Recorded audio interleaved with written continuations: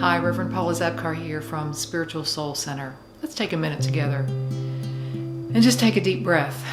And maybe another deep breath. And bring all of your attention just right into this one moment now. And give yourself this gift of just being present in the moment now.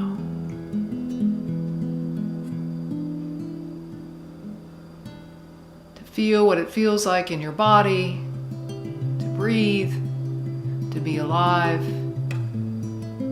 and to be simply present in this one moment. What a gift it is to still the mind, to slow down, and to simply be. How grateful we can be for exactly that. Amen.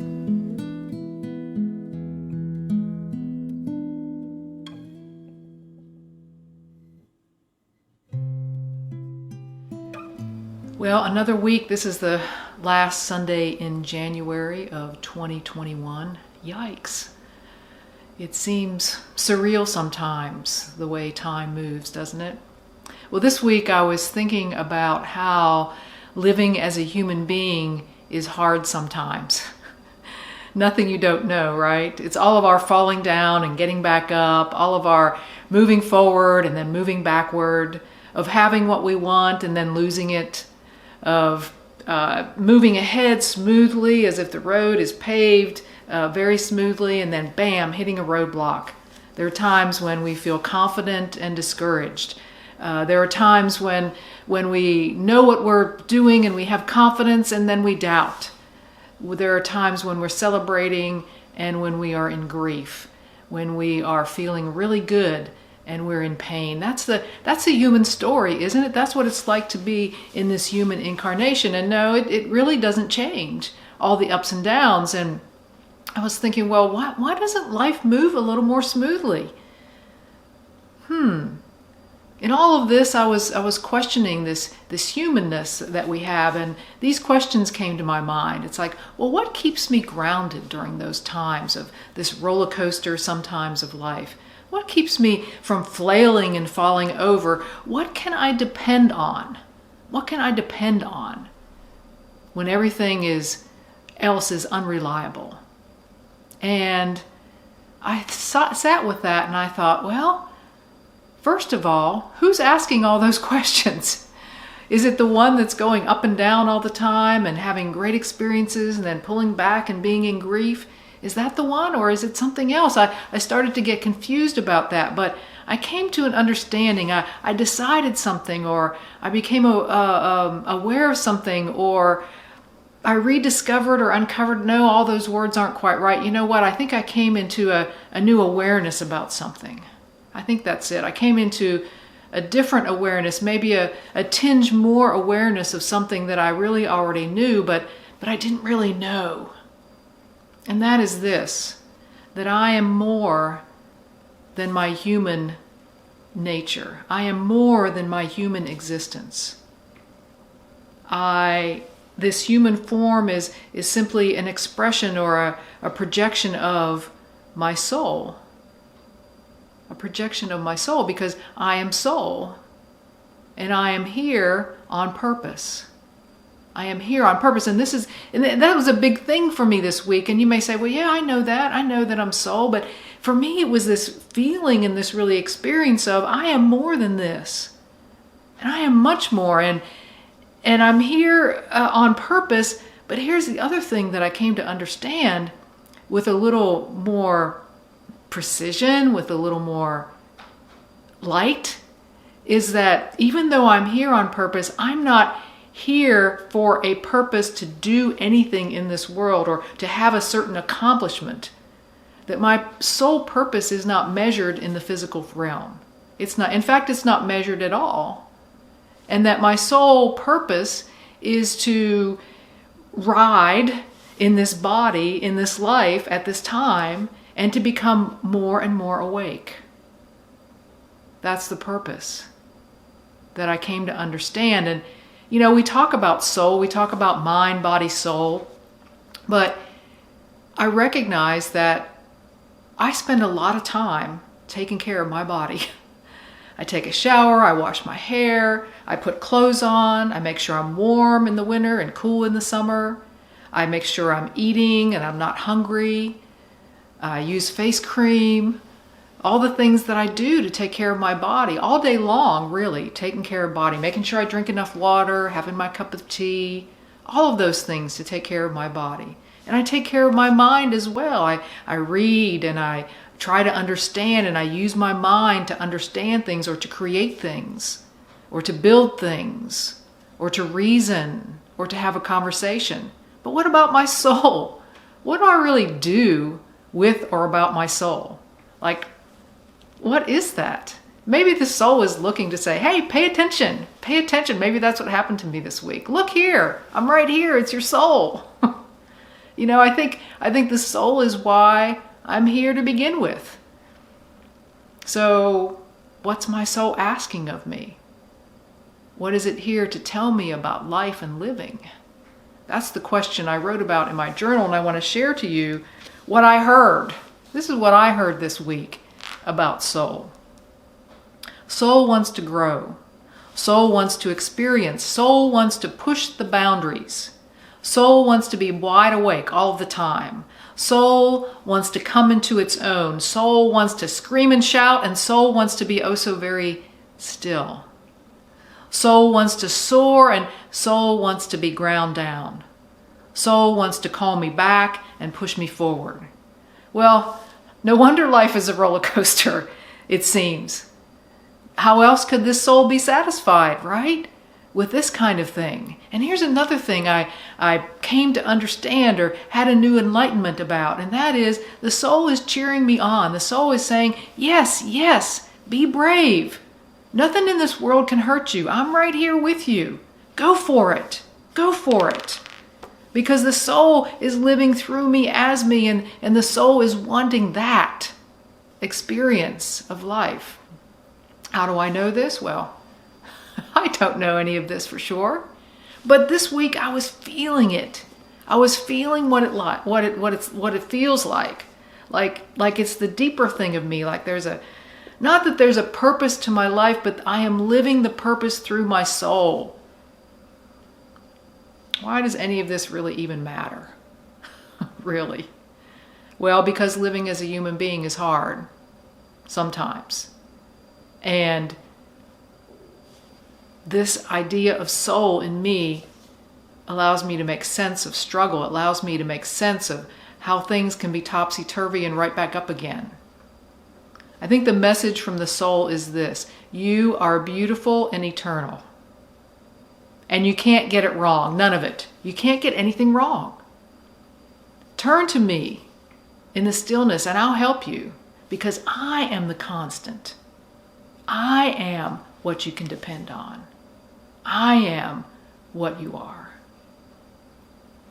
And then as soon as I have these kind of revelations, as soon as this thing makes sense to me, to the chill of my bones, to the rock of my soul itself, poof, that understanding is gone. And I think that's the nature of soul as well, because to dwell in that understanding, to dwell in that place of eternal beauty, it's too much. It's too much for my human nature to take. And so I come back into my sense consciousness, and I come back into the everyday living. But I bring with me this new idea, this new glimmer, this new expansion of understanding that I didn't have before. But right back here, I would call in the land of the living, in the land of humanity. Well, I read this poem from Mary Oliver that I think speaks to this, and I want to share that with you right now. The poem is called The World I Live In. I have refused to live locked in the orderly house of reasons and proofs. The world I live in and believe in is wider than that. And anyway, what's wrong with maybe? You wouldn't believe what once or twice I've seen. I'll just tell you this. Only if there are angels in your head will you ever possibly see one? I think this captures the essence of soul. I don't know what soul is for sure. I don't know why it came to me this week. But I'm asking you to sit in the stillness some, and see what soul has to bear for you as well. So as we meditate today, let's meditate on soul. And breathing in and breathing out together.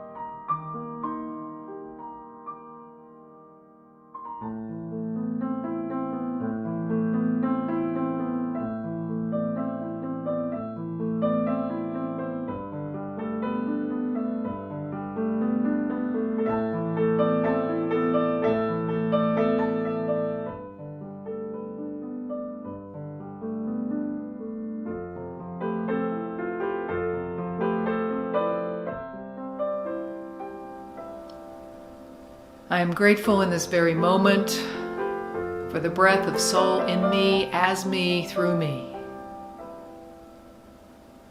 I am grateful for the living presence that guides me and sustains me. I invite in as many moments throughout the day that I turn my awareness, I invite soul to reveal itself to me, to keep me grounded and aware, to wake me up, to push me, to pull me, to allow me to grow in greater understanding, in greater truth, and in greater experience of the divine itself right here, right now. This is my prayer, and so it is. Amen. Well, thanks for spending a few minutes listening to what came to me this week. I never really know exactly what I'll speak about in these videos to you. I trust that whatever it is was in the ethers, as Charles Fillmore, co-founder of Unity, would say, and it became known through me in this way at this time. For whatever purpose it is for you, grasp onto it. If it doesn't make sense, well, leave it for a while. all is well, I'm quite sure. So let's close with this prayer. May I be filled with loving kindness. May I be well. May I be peaceful and at ease. May I be happy. May all beings be filled with loving kindness. May all be well. May all be peaceful and at ease. May all be happy. Amen.